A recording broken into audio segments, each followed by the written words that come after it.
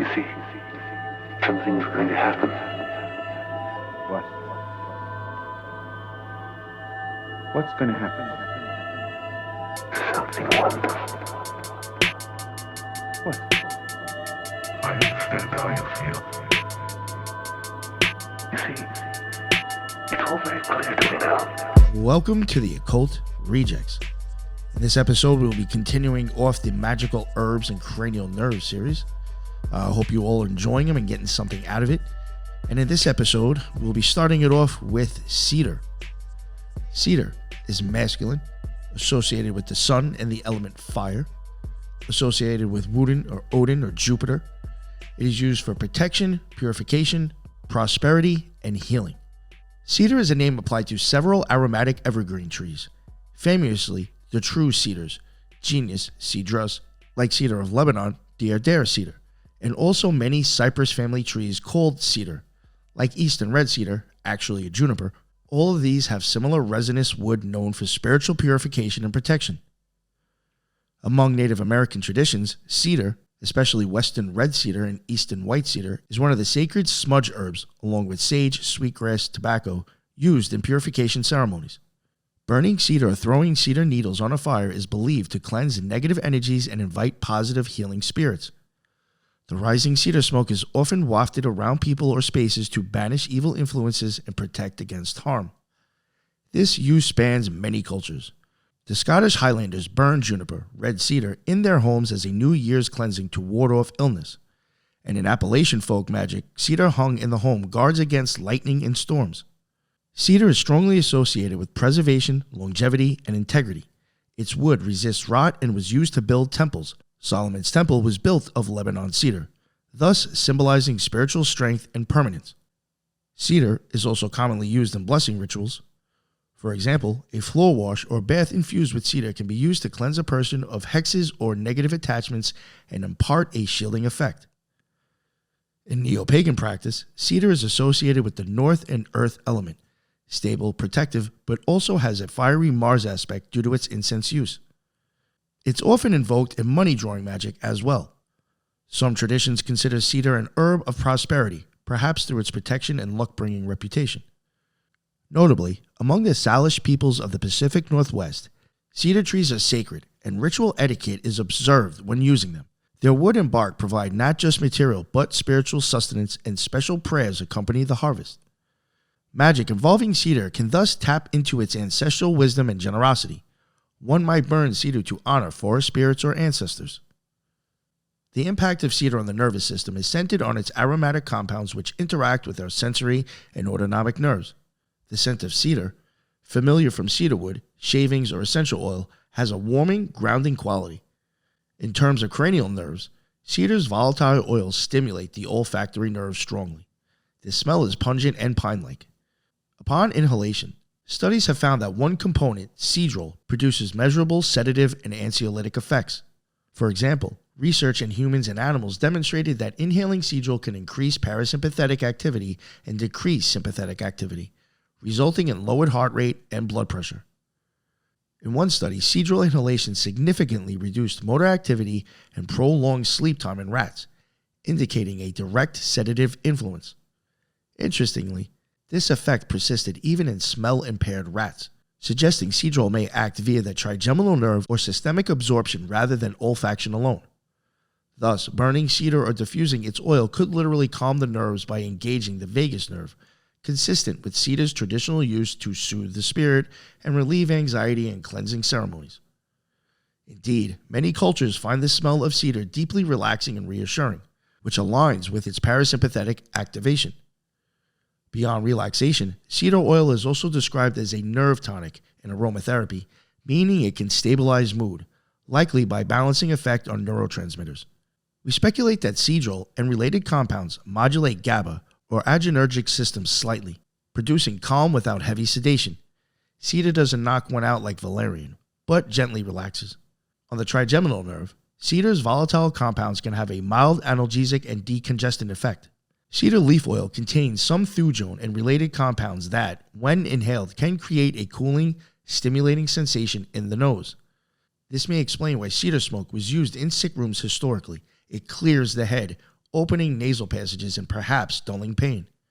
However, cedar leaf oil in large doses is neurotoxic due to thujone, which is why one must differentiate. True cedarwood oil from cedarwood is rich in cedral and is safe and calming, whereas cedar leaf thuja oil can cause overexcitation and even convulsions if misused. In folk usage, red cedar smoke was used to prevent nightmares and fend off night spirits. Interestingly, modern understanding might say the smoke's sedative effect on the brain could improve sleep quality and reduce spontaneous waking, hence fewer nightmares remembered. Cedar scent also has an effect on the limbic system that lightly underpins its comfort factor. It is associated with warmth and safety, perhaps an evolutionary memory of sheltering in cedared forests or using cedar-lined closets. Cedar's aromatic influence lowers arousal in the central and autonomic nervous system, verifying why it feels grounding and protective. One scientific article noted that cedar essential oil inhalation decreased the sympathetic fight or flight markers in all tested subjects, regardless of cultural background, a powerful testament that cedar universally tells our nervous system to be at ease. This deep calm and safety signal is exactly what is intended in magical usage. The person feels secure, no fight or flight response, and negativity, stress, evil is repelled. In essence, cedar smoke engages the brain and nerves to shift into a protective, restful state, just as the spiritual law of cedar indicates. And next we have star anise. It is masculine, associated with the planet Jupiter, the element of air, and the god Jupiter, and can be used for psychic power, luck, protection, divination, and aid. Star anise, the star-shaped seed pod with a licorice-like aroma, is cherished in witchcraft for its powers of psychic enhancement, luck, and protection. And in many traditions, star anise is associated with divination and astral travel. It is common to burn star anise, often combined with frankincense or mugwort, as an incense before scrying sessions or tarot readings, because its sweet spice is believed to heighten one's psychic awareness and intuitive insight. Some folk recipes advise simmering star anise in water to perfume the air during meditation before sleep, in order to produce prophetic dreams and even facilitate hedge riding, shamanic journeying. Indeed, placing a whole star anise under the pillow is a known charm to prevent nightmares and encourage lucid dreaming. Star anise also has a strong protective reputation. One old spell suggests carrying a star anise with more than 8 points, rarely a star anise might have 9 or 10 points, as a powerful talisman against the evil eye and bad luck. The unique star shape lends itself to symbolism as a protective pentagram or charm. This spice is frequently used in mojo bags and witch bottles for luck and prosperity. For example, gamblers might carry a star anise in their pocket to draw good fortune, just as they might chamomile, and households might hang star anise in a sachet by the door to invite well-being and balance into the home. Additionally, star anise's pleasant aroma is said to sweeten the energy in any spell, meaning it can amplify the positive aspects.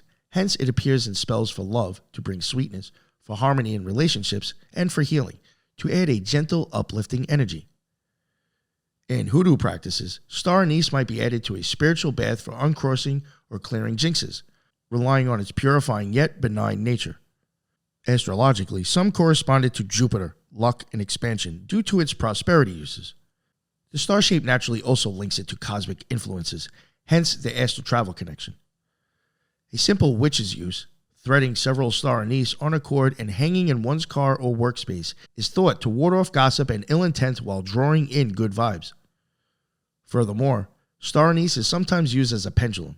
The seeds are strong and used as a divine pendulum, as the spice is believed to be tuned to subtle energies. Overall, magically, star anise is a little star of blessings, bringing good fortune, psychic vision, and spiritual protection in a gentle, fragrant way. It carries a warm, positive vibration that witches harness to sweeten, protect, and illuminate their workings. The influence of star anise on the nervous system is subtle but noteworthy, largely owing to its phytochemicals like anethol. Anethol is also found in anise seed and fennel, and interestingly, it documented neurologic effects. It possesses anxiolytic, anticonvulsant, and even memory-improving properties in research settings. As a GABA receptor modulator, anethol can have a mild tranquilizing effect. So the traditional use of star anise to calm down a space or ward off nightmares might be partially explained by anethol's ability to reduce anxiety and neural overexcitation. For instance, studies in mice and rats have shown that anethol and extracts of star anise produce anti-anxiety, anxiolytic, and antidepressant-like effects, likely by enhancing monoamine neurotransmitters and GABA in the brain. This correlates with star anise being used to promote well-being and positive energy. Physiologically, it may be literally elevating mood and reducing stress in those who inhale its aroma or consume it. Additionally, anethol has an anticonvulsant aspect, meaning it can help stabilize neurons. This might underpin folk beliefs that star anise prevents evil spirits, like epilepsy or tremors. In terms of cranial nerves, the olfactory nerve is strongly stimulated by star anise's sweet fragrance. The immediate result of sniffing star anise is often a feeling of clear-headedness or mental invigoration. Indeed, one magical claim is that star anise clears the mind and enhances focus, which is supported by aromatic science. Pleasant spiced aromas can increase alertness by mild stimulation of the trigeminal nerve as well as olfaction, leading to a sharpened mental focus and opening of nasal passages. Meanwhile, through olfaction limbic pathways, it can bring a sense of comfort and optimism, hence why it's used to uplift mood. On the gustatory side, star anise engages the glossopharyngeal and vagus when used in culinary or medicinal teas. Anisette liquors and star anise tea have a calmative effect. They soothe the gut by reducing bloating and easing muscle spasms, actions likely mediated by the vagus nerve signaling relaxation in the GI tract. In fact, the digestive benefits of star anise, anti-flatulence, anti-ulcer, are well documented and relate to its mild antispasmodic effect on smooth muscles. A calm gut often translates to a calm mind via gut-brain axis, so star anise's digestive soothing might in turn promote a sense of ease, less visceral stress signals to the brain via vagus. Also noteworthy, star anise is a major source of shikimic acid, a compound used to produce antiviral medications like Tamiflu, and thereby indirectly benefit the nervous system by reducing fever. But focusing on direct effects, anethol from star anise has been found to bind to certain neurotransmitter receptors, including GABA and certain serotonin receptors, to produce a tranquil yet clarifying effect. This mirrors the magical notion that star anise can open psychic pathways while keeping one protected and balanced. Scientifically, it may help achieve a relaxed, focused state of mind conducive to intuitive thinking. Finally, star anise's antimicrobial properties can relieve infections, like its use in coughs and bronchitis, which means less irritation of cranial nerves like the vagus, which triggers cough reflex, and the glossopharyngeal, sore throat.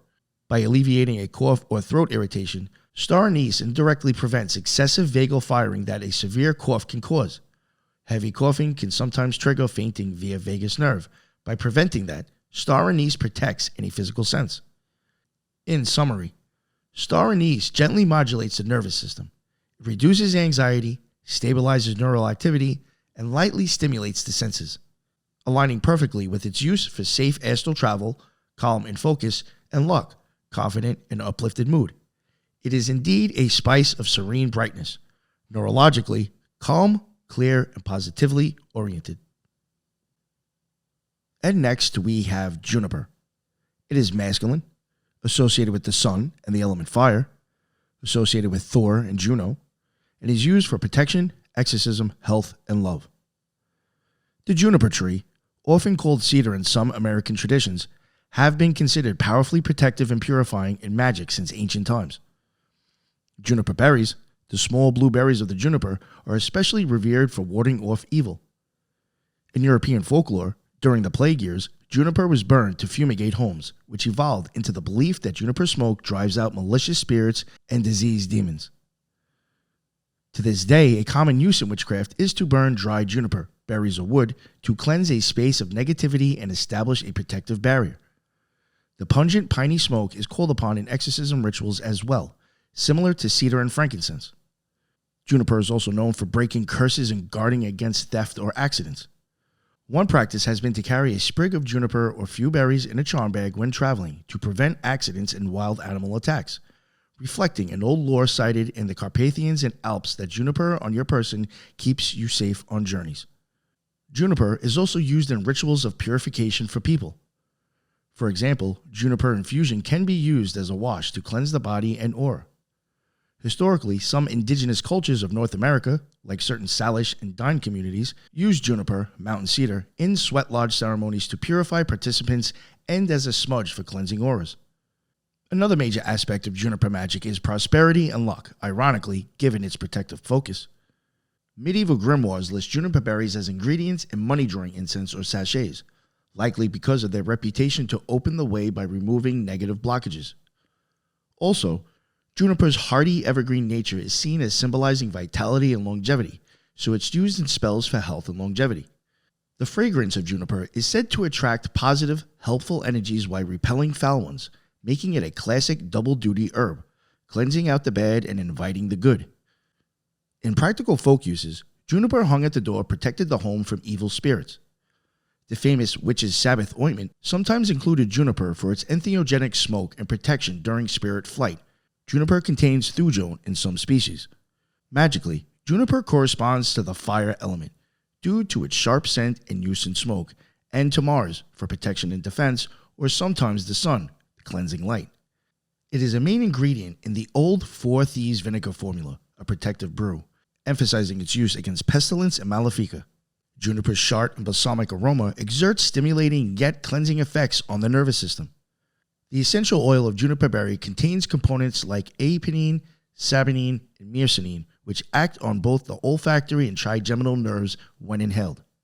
The immediate sensation of smelling juniper is often a clearing of the sinuses and a feeling of alertness. This corresponds to trigeminal stimulation, similar to smelling salts, though far gentler. The volatile oils trigger trigeminal nerve endings in the nasal mucosa, which can cause reflex opening of airways and a slight increase in heart rate and blood pressure, a sympathetic response. In moderation, this is experienced as increased vigor or courage, which matches juniper's magical bracing quality. Interestingly, cedrol, which is present in juniper oil, especially in cedar variants of juniper, as discussed earlier, has a sedative effect.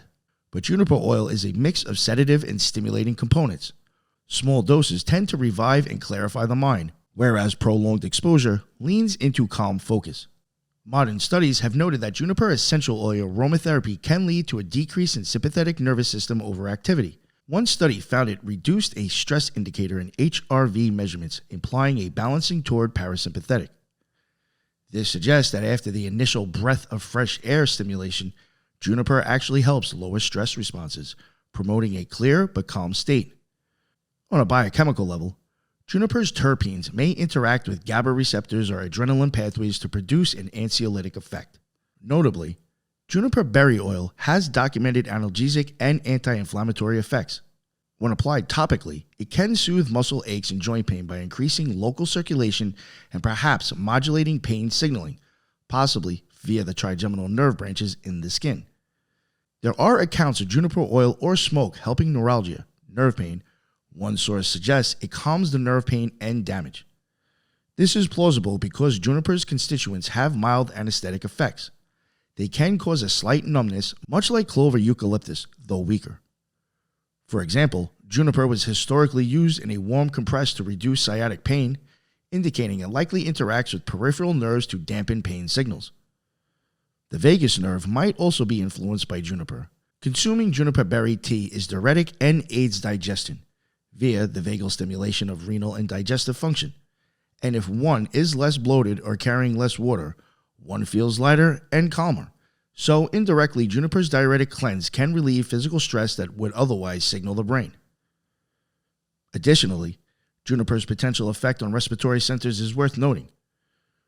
Burning juniper in sick rooms was not just to kill germs. Inhaling its smoke or vapor can open the lungs. Some of its terpenes are bronchodilatory.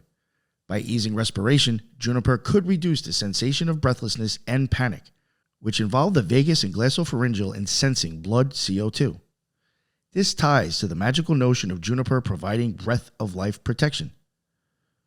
Another neurological facet, emotional memory. The scent of juniper, once associated with safety, can through the limbic system trigger feelings of security each time it's smelled. This conditioned response, hippocampus amygdala, might make a person truly feel less fear when juniper is around, due to past associations of being safe while smelling juniper, effectively a placebo that is neurologically real. Summing up, juniper's neural impact is to stimulate, clarify, then fortify. It heightens alertness initially via trigeminal adrenergic activation, then steadies the nerves by reducing excessive sympathetic stress responses and mild analgesic action. It engages primal brain regions through scent to signal all clear, which aligns with its use to instill courage and ward off fear. No wonder a medieval proverb claimed that demons flee from the house that smells of juniper. One could say that on a neurological level, fears, anxiety, and demons flee from the brain bathed in juniper's aroma. Science backs this up by showing juniper decreases anxiety and improves autonomic balance, truly a protector for our nervous system as much as for our spirit. And next up we have Palo Santo. Folk name Holy Wood. It is masculine, associated with the sun and the element of air, associated with Inti and Pachamama, and used for purification, blessing, protection, and luck. Palo Santo, Spanish for holy wood, is a sacred wood from South America, often burned like incense. It has become beloved in spiritual practice for its ability to cleanse, heal, and attract positive energy. In indigenous traditions, Palo Santo is used much like sages in North America, to smudge and clear negativity from people or places. When burned, it produces a sweet, citrusy smoke that is believed to ward off evil spirits, misfortune, and bad energy. Practitioners will light a stick of Palo Santo and walk through a home, allowing the purifying smoke to bless each room and chase away any stagnant or harmful vibes. Palo Santo is particularly associated with bringing in good fortune and creativity after cleansing. For example, many use it at the start of the day or a work session to clear mental blocks and invite inspiration. Indeed, it's often said to raise your vibration and enhance creative focus. In ritual settings, Palo is burned to set a peaceful, meditative atmosphere. Its presence is thought to invite the spirits of light and benevolence. Some say the spirit of the Palo Santo tree itself aids in healing. Notably, Palo Santo is frequently used in sound cleansings, meditation circles, and yoga studios, where its gentle aroma helps participants relax and concentrate. Shamans use Palo Santo in ceremonies to help people let go of grief, anger, or sticky energies that cling to the aura. By smudging with Palo Santo while setting an intention to release these emotions, one is thought to be freed from spiritual burdens. It's also common to see Palo Santo recommended for protection during ceremonies, much like frankincense. Its high vibration is believed to keep malicious entities away while sacred work is done. Astrologically, Palo Santo might be aligned with Mercury for clarity or the Sun for positivity and warmth. Palo Santo's impact on the nervous system is primarily soothing and mood elevating, mediated through its aromatic compounds like limonene and menthofurin. When Palo Santo is burned, the olfactory nerve carries its distinct sweet citrusy woody scent to the limbic system, where it has been noted to cause reduced stress and a sense of calm focus. In fact, limonene, which can comprise a large percentage of Palo Santo resin, is known to have anxiolytic and antidepressant effects. Inhaling limonene-rich aromas has been shown in studies to raise serotonin and dopamine levels in the brain, which correlates with improved mood and stress resilience.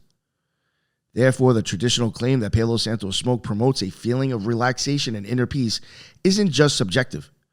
It likely reflects neurochemical changes such as increased availability of serotonin, the neurotransmitter of well-being, and perhaps activation of GABA-A receptors. Limonene has some GABA modulating activity. Additionally, Palo Santo often induces a gentle, warming sensation mentally. This could be due to slight stimulation of the trigeminal nerve via menthofurin's subtle, minty cooling, followed by dilation, which can lead to muscle tension release in the face or head. People with tension headaches sometimes find relief when exposed to Palo Santo smoke or oil, hinting it may cause mild vasodilation and muscle relaxation in the scalp, possibly through trigeminal reflex pathways. The vagus nerve is also likely engaged indirectly. As one relaxes under Palo Santo's influence, parasympathetic tone increases. One might notice deeper, slower breaths during a Palo Santo cleansing. Some breathwork practitioners incorporate its use. This deeper breathing is a sign of vagal activation, which lowers heart rate and signals calm. Indeed, anecdotally, healers mention Palo Santo reduces heart palpitations of anxiety and eases the gut, both functions under vagal control. On another front, Palo Santo's essential oil has anti-inflammatory properties, thanks to compounds like A-terpinol, which can reduce pain and swelling. Applying diluted Palo Santo oil to temples or neck might relieve tension via local action on sensory nerves, which can reduce pain and swelling. Applying diluted Palo Santo oil to temples or neck might relieve tension via local action on sensory nerves, trigeminal and cervical nerves. Summarizing, Palo Santo's neurological magic is that it quiets the fear centers, amygdala, and uplifts the mood centers, limbic reward circuits, leading to reduced anxiety and heightened clarity. It likely achieves this by boosting neurotransmitters like serotonin and GABA while also engaging the parasympathetic nervous system, vagal response, to relax the body. The result, as mystical as it sounds, is a brain state conducive to both tranquility and inspiration, which perfectly mirrors the wood's reputation for bringing in love, creativity, and spiritual connectedness after cleansing away the negative. The science and the spirituality thus agree that Palo Santo calms the mind and gladdens the heart, a fitting description of its neuromagical effect. And next we have sweetgrass. Folk name Seneca or vanilla grass. It is feminine, associated with the planet Venus and the element air. It is associated with the Earth Mother and used for purification, calling spirits, blessings, and peace. Sweetgrass is a sacred herb in many Native American traditions, often called the holy grass or braid of Mother Earth. It is typically dried and braided, then either burned, smoldered, or simply carried to imbue the surroundings with its sweet vanilla-like scent. In ritual use, sweetgrass attracts positive energies and spirits. Its smoke is often referred to as the breath of the earth, carrying prayers to the Creator. After a space or person has been purified with sage, which banishes negativity, sweetgrass is commonly burned to invite goodness, blessings, and kind spirits. This complementary action leads to saying sage clears, sweetgrass springs. When sweetgrass smolders, it produces a gentle, almost floral smoke that many find uplifting and joyous. Thus, one magical property of sweetgrass is to promote happiness, harmony, and open-heartedness. For instance, it might be burned in a home after an argument to restore peace and friendship. In ceremonial contexts, sweetgrass braids are offered as gifts or used as a smudge to bless people or sacred objects. The belief is that its aroma is pleasing to benevolent spirits and will make them draw near. It's also used in prayer and healing ceremonies to call upon the aid of ancestral or healing spirits. Folklore states that evil spirits or negative forces dislike the sweet smell of sweetgrass and will stay away, while good spirits are attracted to it. European cultures have parallel use. In some regions, sweetgrass, also called holy grass in Europe, was strewn on church floors on Saints' Day so that a sweet scent would arise underfoot, symbolically inviting angels and practically creating a pleasant, calming atmosphere. In hoodoo and folk magic, sweetgrass is less common but recognized as an herb for spiritual peace and blessing. Some spellworkers use it in floor washes to bring in lucky and positive vibes after cleansing a house. It might also be placed in dream pillows to prevent nightmares and encourage good dreams. Its gentle nature fosters positive subconscious messages. Astrologically, sweetgrass aligns with Venus, love, harmony, or Earth, moon, nurturing, maternal energy, given its association with Mother Earth in native lore. Another magical property, invisibility or safety from detection. An interesting Cree lore says that wearing sweetgrass could confuse evil beings so they cannot see you, essentially cloaking you in the Earth's loving energy. Lastly, sweetgrass is frequently simply enjoyed. Its presence in a space is thought to elevate mood and spirituality or sweeten all who were there, which is why it's often burned at the end of a gathering or healing session. Sweetgrass's defining feature is its sweet vanilla-like aroma, which comes largely from the compound coumarin in its blades. This scent has a notable effect on the human psyche, calming, comforting, and mildly euphoric. When sweetgrass is burned, or even when a dried braid is simply sniffed, the olfactory nerve is stimulated by coumarin's warm fragrance. This olfactory input to the limbic system tends to produce a sense of emotional comfort and nostalgia, Indeed, vanilla-like scents are known in aromatherapy to reduce startle reflexes and lower anxiety, possibly because they subconsciously remind us of mother's milk or pleasant food. There's speculation on primal associations. Thus, smelling sweetgrass can lower the amygdala's fear response, creating a feeling of safety and serenity. There is a bit of scientific backing.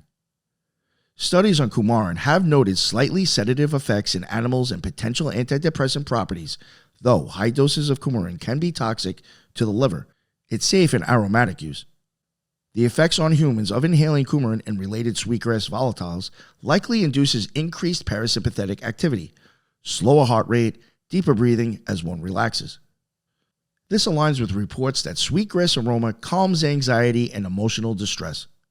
For example, in some nations, people would place sweetgrass in their moccasins or bedding to ward off bad dreams and anxiety, suggesting that contrast low-level inhalation overnight improved sleep quality. Modern terms might say coumarin has an anxiolytic effect via mild GABA-A receptor interaction or by stimulating the smell of a calming environment, which triggers the brain to release tension. The trigeminal nerve may also be gently engaged by sweetgrass smoke, but unlike harsher smudges, sweetgrass is very light and not irritating, so trigeminal stimulation is minimal. You don't cough or tear up.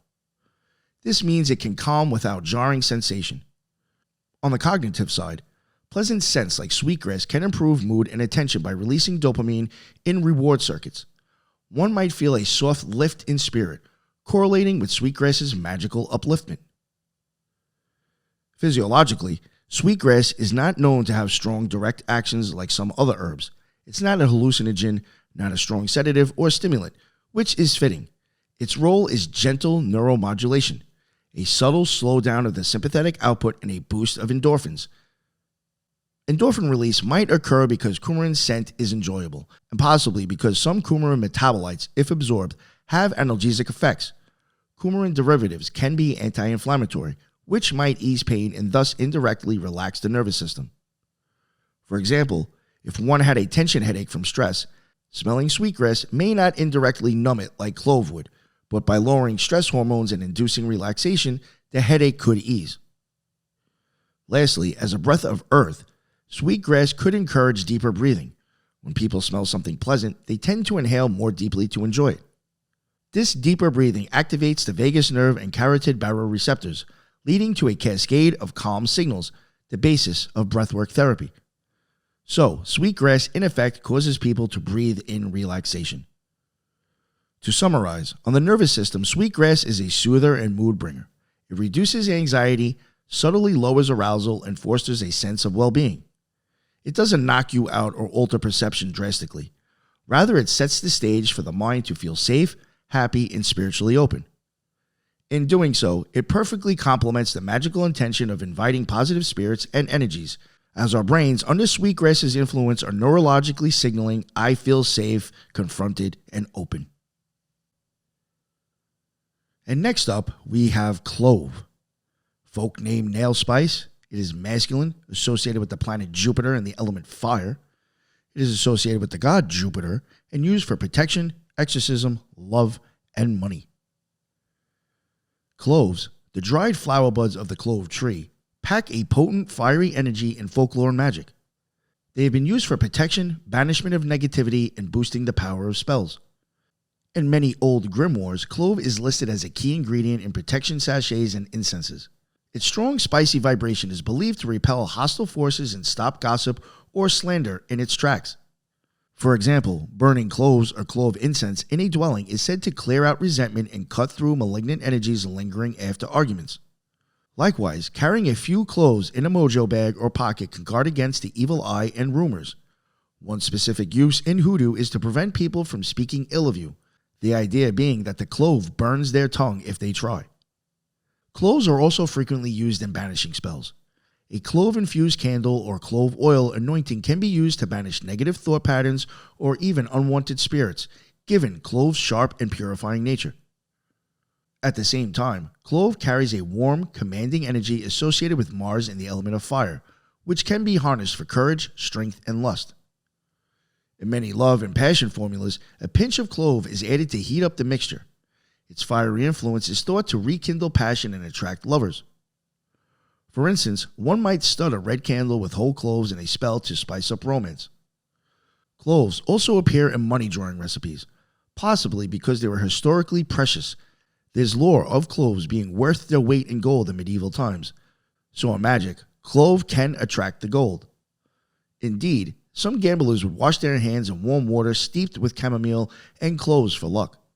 Chamomile to draw luck, clove to empower and protect that luck. A famous use of clove is in pomanders. Oranges studded with dozens of cloves were hung in homes to freshen the air and ward off illness. From this practice, we get a magical correspondence of cloves with warding disease and sorrow, literally and figuratively clearing the air of negativity. Clove's strong scent and taste also tie it to mental clarity and psychic protection. Some burn clove and cinnamon together to raise spiritual vibrations to a level where lower entities can't interfere. Clove is remarkable among spices for its direct impact on the nervous system, particularly as an analgesic agent.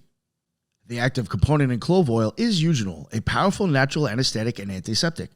When applied to tissue, eugenol blocks nerve signal conduction by inhibiting voltage-gated sodium channels on neurons.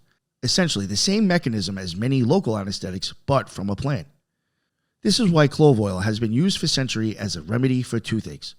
A drop of clove oil on a sore tooth or gum will numb the trigeminal nerve endings in that area, providing relief from dental pain. In fact, clove oil is still found in modern dentistry products, like dry socket paste, for its ability to numb dental nerves and reduce pain and inflammation. So in neurological terms, clove is a potent trigeminal nerve modulator.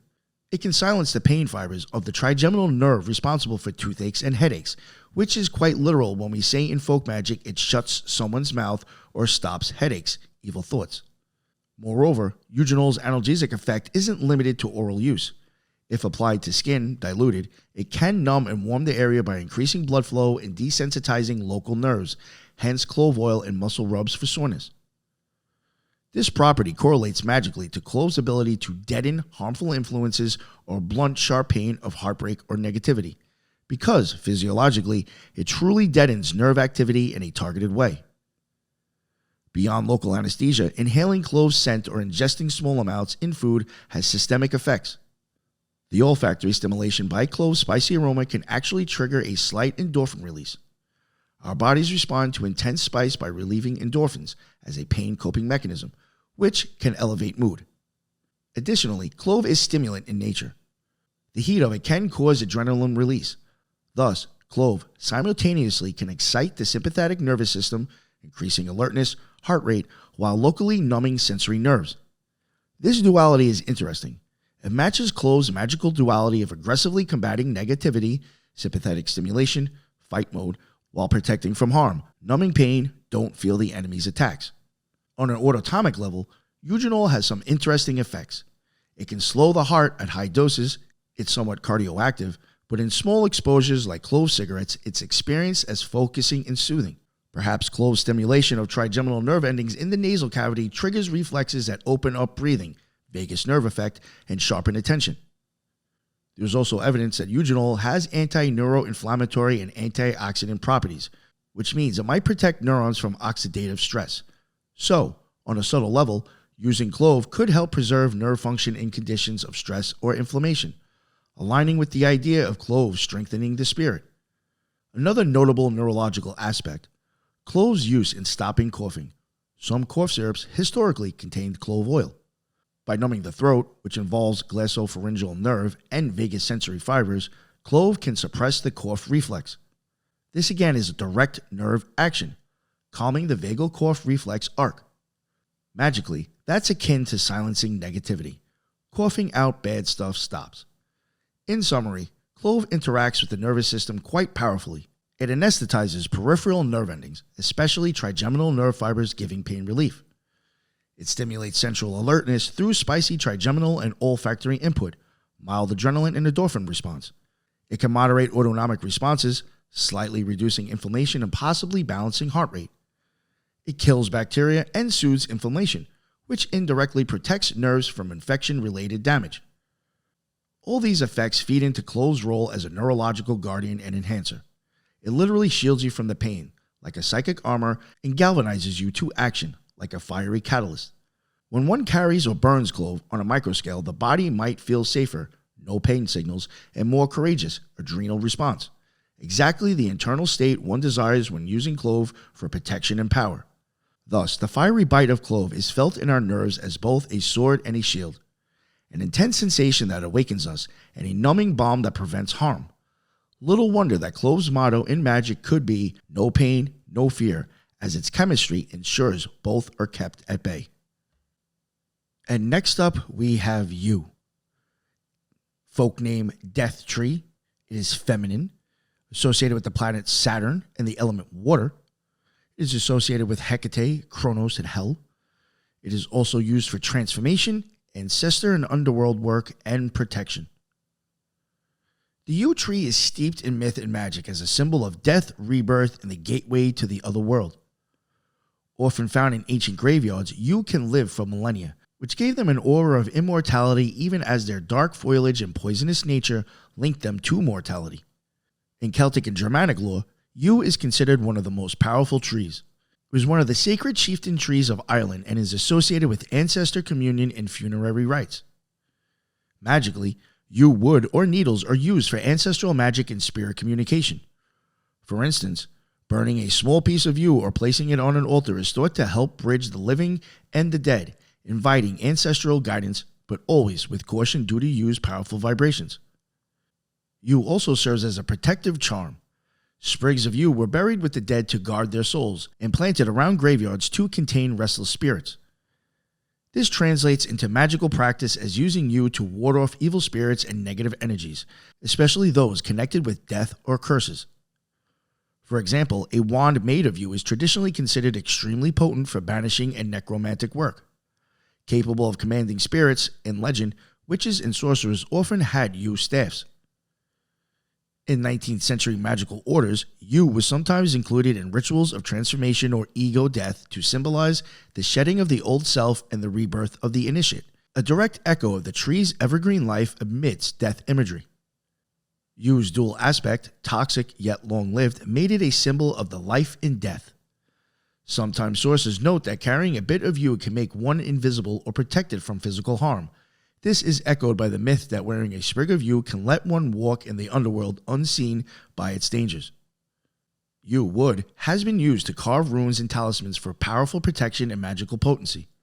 Notably, the Norse rune Iwas is the yew rune, representing the world tree connecting worlds as well as defense and transcendence. Magically, this rune and the wood itself are invoked for shamanic journeys, accessing past lives or ancestral memories, and enduring great trials, like initiation ordeals. Yew is also tied to Hecate and other underworld deities.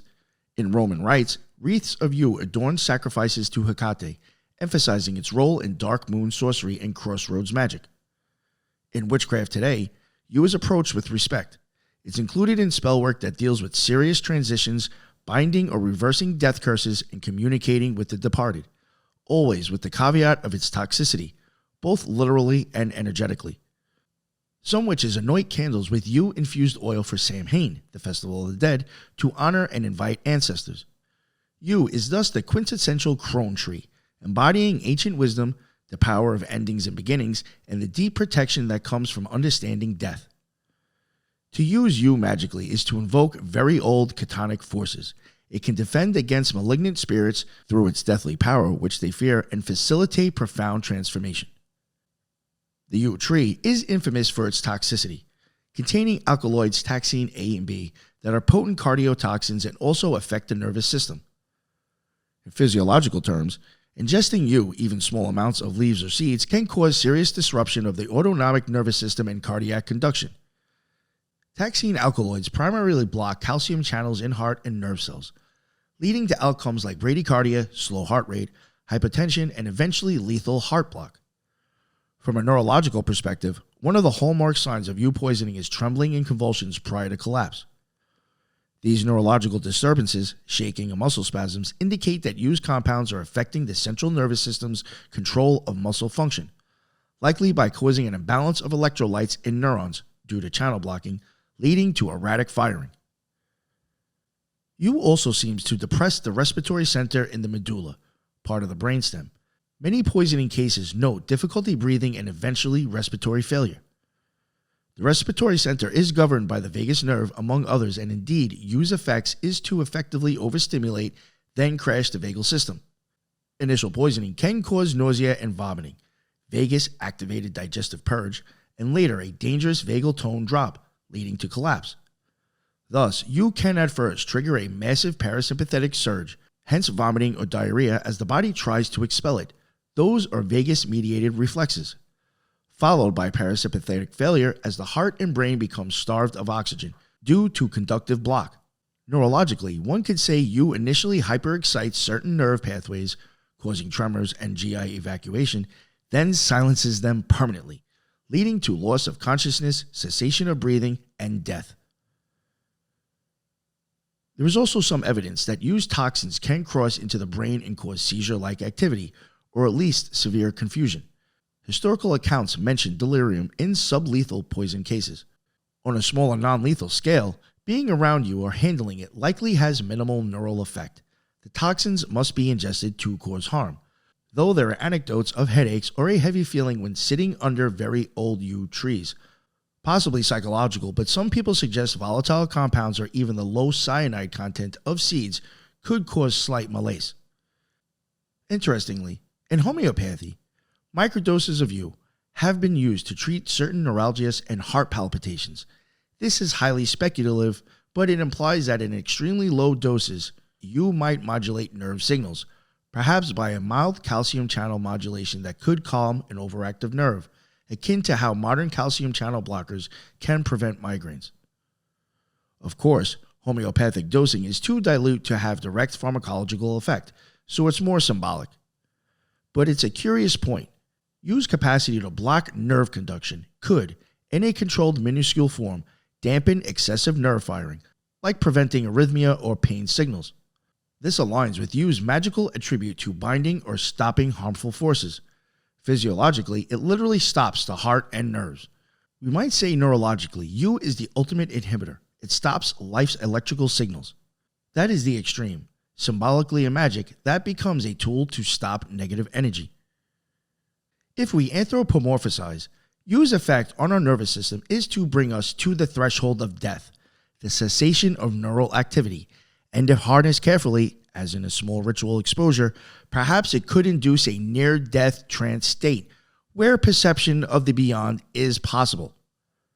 Indeed, some have speculated that ancient oracles might have inhaled fumes from burning yew, risky, or brewed super-diluted potions to enter a trance, essentially flirting with the shutdown of the nervous system to glean visions of the afterlife. Modern evidence of anything like that is scant, because yew is so dangerous, but thematically it fits.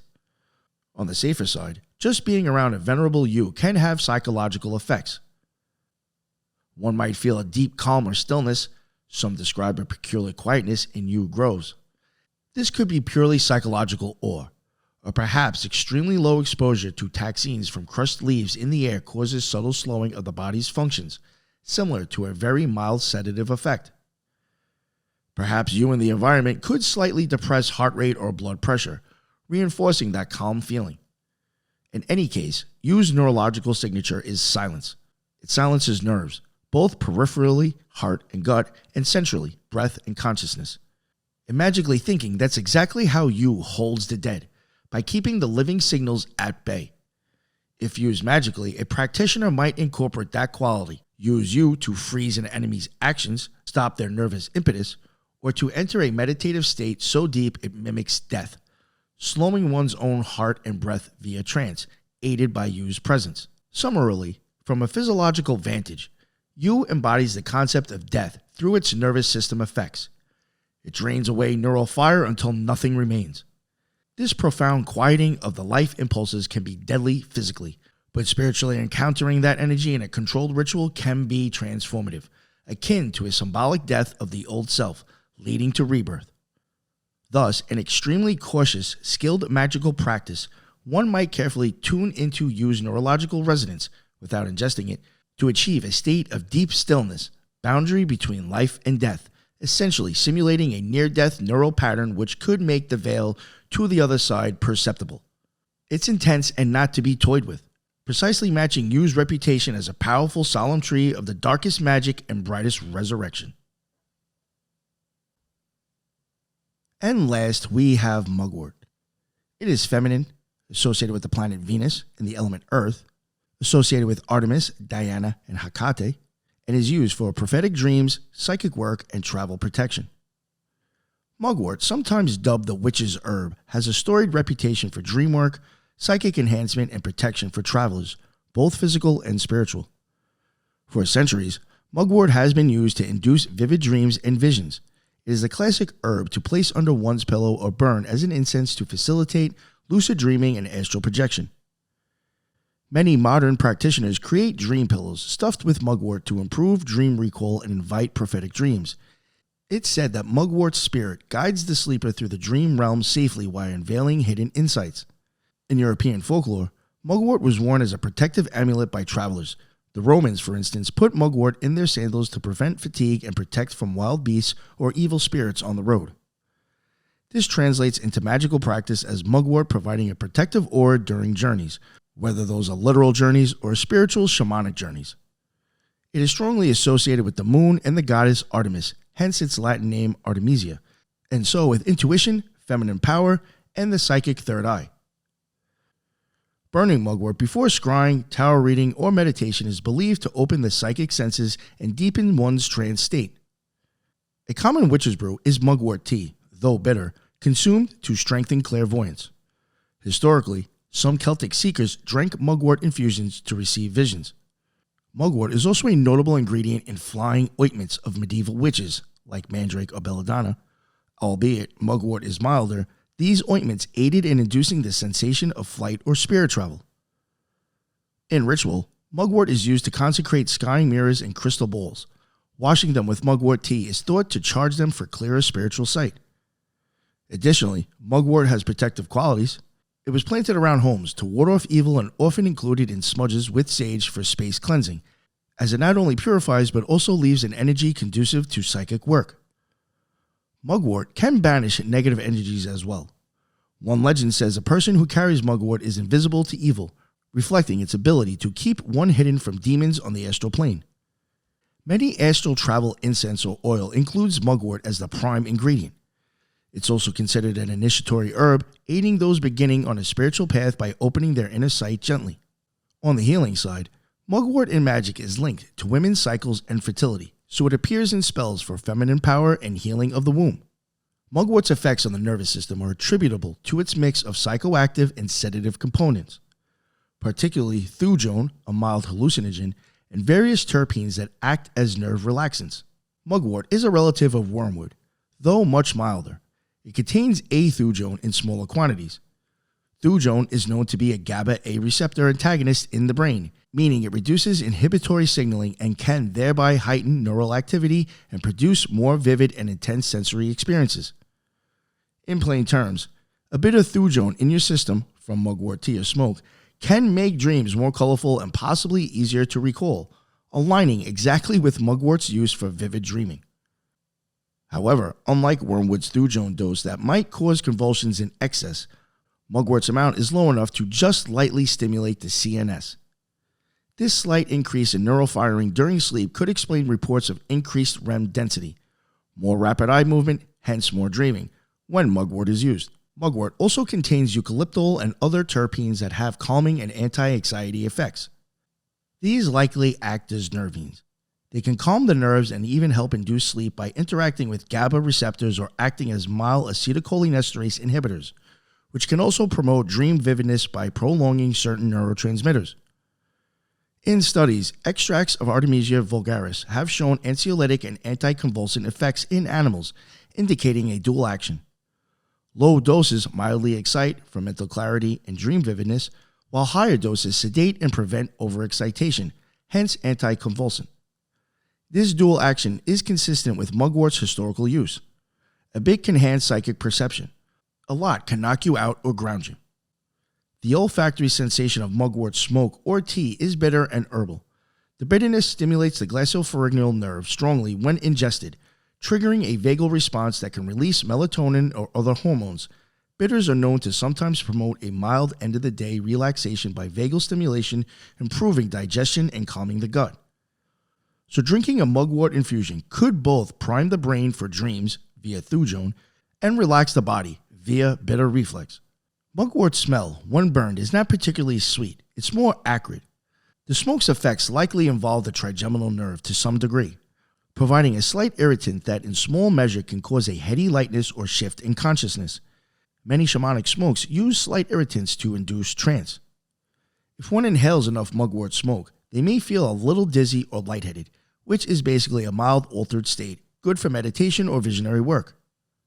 Neurologically, that could be due to mild carbon monoxide plus thujone's effect, but magically, we'd say mugwort smoke thins the veil by altering normal neural oscillations, perhaps increasing theta waves, as some mild hallucinogens do.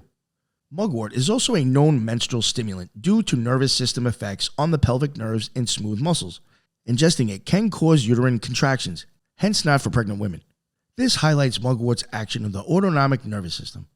It can stimulate certain parasympathetic outflows, like those controlling uterine and digestive motility.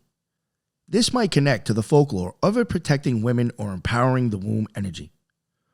On the protective side, mugwort's slight toxicity to parasites, it's traditionally used to expel worms, might correspond to a property of clearing neural parasites like unwanted thoughts. Metaphoric, but one could imagine mugwort creating a neural environment less friendly to repetitive negative loops by modulating neurotransmitters. Summing up, mugwort neurologically acts as both a gentle stimulant and a relaxant.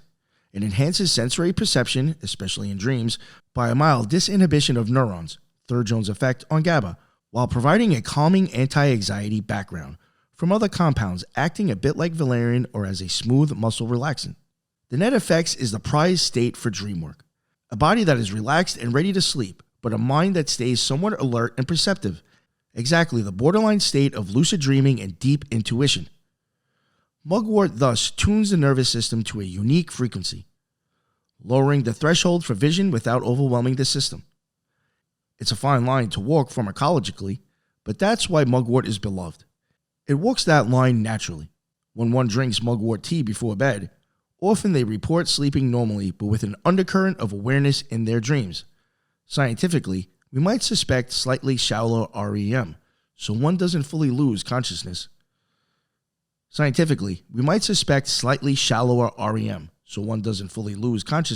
Combined with richer sensory content, due to GABA blockade causing more neural firing in visual cortex during REM. Lastly, mugwort's protective aspect may have a neural correlate. It might stabilize the hippocampus, memory center, to help retain dream memories. Some compounds in artemisia have been studied for memory enhancement. Also, its anti-epileptic property means it prevents runaway neural activity. Metaphorically, it stops nightmares from becoming too traumatic, like it keeps you safe by preventing extreme neural spikes. Altogether, mugwort gently tweaks our neurochemistry to open psychic channels while wrapping us in a calm, protective neural blanket. It's no surprise witches have sung its praise from ancient times to now. It truly is the herb of dreams guided by wise hands, with the wise hands in the case being mugwort's elegant chemistry guiding our brain. From the gentle dream-inducing smoke of mugwort to the fierce nerve-numbing bit of clove, we have seen that herbs, woods, and resins beloved in ritual magic are far from mere superstition. They actively engage our bodies and minds in specific ways that underpin their mystical repute. These botanicals each demonstrate a fascinating correspondence between magical intent and neurophysical effect. Aromatics like sandalwood, cedar, sweetgrass, and Palo santo, used for peace and sanctity, indeed trigger the olfactory pathways to calm the limbic system, lower stress hormones, and promote parasympathetic, relaxed states. Protective herbs such as juniper and clove, employed to ward off evil and stop gossip, in fact contain compounds that kill pathogens and numb pain, literally defending the body's integrity and silencing pain signals. Visionary and psychic enhancers like wormwood and mugwort, fabled to open the third eye, do modulate our neurotransmitter, thujone's effect on GABA receptors, to heighten sensory vividness and alter consciousness toward dreamlike states. The underworld's allies, yew and mandrake, notorious for their role in death and trance, unmistakably show us the extremes of nervous system manipulation. Mandrake's hallucinogenic tropanes causing sedation and hallucination, and used taxines bringing neurons in heart to a deadly standstill, a chemical death that mirrors its symbolic role in rebirth magic. Time and time again, we find that these wise women and cunning men observed empirically an herb that soothes nerves, one that kindles love, another that chases demons, aligns with how these plants interact with our 12 cranial nerves and broader nervous system. The olfactory nerve, in particular, emerges as a primary mystical conduit. Through smell, these plant allies enter directly into our emotional brain, serving as olfactory talismans that guard, heal, or inspire as needed. Meanwhile, herbs acting on the trigeminal nerve or vagus nerve, whether to numb pain, stimulate digestion, or slow breath, anchor magical intentions and bodily realities of pain relief, courageous calm, or gut-level intuition. This interdisciplinary exploration shows that the distance between a spell and a dose is not so far. In many cases, the spell's power is partly the plant's power on our nerves, concentrating the mind or fortifying the will through biochemical influence, even as the spiritual intention guides that power toward a goal. An academic might say these plants are psychopharmacological agents in ceremonial contexts.